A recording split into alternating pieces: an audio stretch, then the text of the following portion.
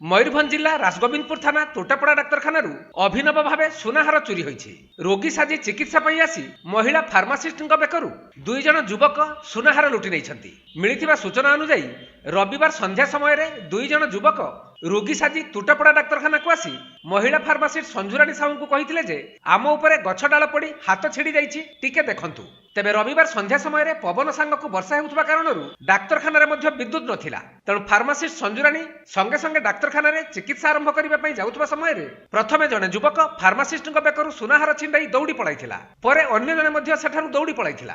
तेबे फार्मासिस्ट जनक पार्टी करिबारु किछि दूर रे थिबा जने कर्मचारी आसिला बेलकु दुई जन लुटेरा सेठारु पळाइ जाइथिले। तेबे समाने जीवा समय स्थानीय लोक माने दुई जनक मध्यरु जनकु चिन्हि पारि फार्मासिस्ट को कहिथिले जे जनकर घर तेंतुली गाँ रे। परे फार्मासिस्ट संजुराणी राजगोविंदपुर पुलिस को ए बाबद जणाइथिले। तेबे सोमवार दिन राजगोविंदपुर पुलिस सदल बळे तेंतुली गाँ रे पहुंची सूचना मुताबक प्रथमे अविनाश देउरी घरे पहुंची अविनाश ठारू सुना चेन जबत करिबा परे अविनाशर सहयोगी सुशांत दलाई को मध्य पुलिस गिरफ्त करिछि। गतकाली संध्या समय रे सी जो फार्मासिस्ट मैडम तांकर क्वार्टर थिले तेंतुली गाँव रे दीटा पिला आसिक कहले जे आमर हाथ कटि जाइए आउ सी आम टे देखी दिंतु। सी देखा समय बेकरू से अविनाश देउरी बजी गोटे पिलाटा थिला ता संगे आउ सी चेन टी टाणी छिड़ेक नहीं दौड़ा ता पछे पछे ये भी दौड़ा। परवर्ती समय आम रेड करके घर पाखे आज रेस्क्यू कलु से प्लस चेन टा भी रिकवरी आज फरवर्ड कर case number Rajgobindpur PS case number 47 dated आज 3/6/2019 एंड सेक्शन 379/34 केस सी कोर्ट को फरवर्ड हे।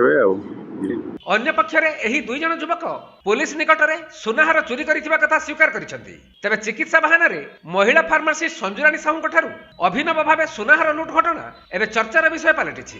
तेणु पुलिस एही दुई जनक सहित आउ किए जड़ित अछि ताहा जानिबा पई अधिक तदंत आरंभ करिथिबा बेले 47/19 रे एक मामला रुजु करी दुई अभियुक्तଙ୍କୁ कोर्ट चालान करिछि। संध्या 7टा समय रूम रे थी आसिक डाकिले कहले गछ हाथ रे पड़ी इंजुरी होती ड्रेसिंग कर दुई जन आसते तो जार इंजुरी हो नाला सी फास्ट आसला मुझे कहली आर आपंकर ना ना पछरे अच्छा पछरे भी पिलाटी आसला तो मुझे कहली देखाओ मोबाइल टॉर्च जाली देखिली करेन्ट नाला वर्षा पवन होता मोबाइल टॉर्च जाली देखुली कौन हो से समय ता सहित जो पिलाटा आसला बेकरू चेन छिड़ाई नहीं दौड़ी दुई जन जाक दौड़ी पड़ाले।